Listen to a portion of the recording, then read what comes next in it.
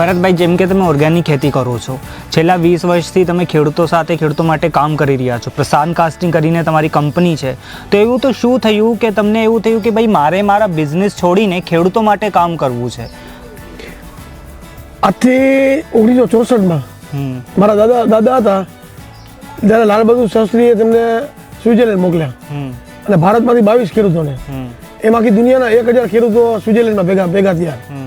અને પ્રશ્ન એ હતો કે ખેતીમાં નવું સંશોધન શું થયું છે. એટલે સ્વિટ્ઝરલેન્ડમાં શું હોય છે કે તે લોકો તેમની સ્થાનિક ભાષા બોલે, ઇંગ્લિશ ન બોલે. એટલે સ્થાનિક ભાષામાં પ્રશ્ન કર્યો કે ખેતીમાં નવું શું સંશોધન થયું છે.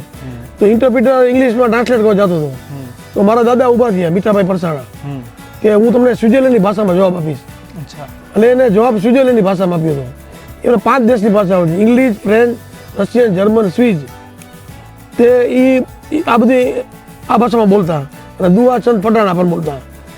એટલે આ બધું મારા વારસામાં હતું. મારા બાપુજી હતા એ પણ ગૌભક્ત હતા અને ખેડૂતોની સેવા કરતા. અને મેં પોતે 4 વેદનો અભ્યાસ કર્યો: શિવપુરાણ, ભાગવદ ગીતા, રામાયણ અને બધા મહાપુરુષોને. પછી મેં તારણ કાઢ્યું કે દુનિયાના ઇતિહાસમાં કોઈ મહાપુરુષોએ ખેતીમાં કામ કર્યું નથી. એટલે એના માટે હું આજે ખેતીમાં છેલ્લા 20 વર્ષથી રોજ 200 કિલોમીટર ટ્રાવેલિંગ કરું છું.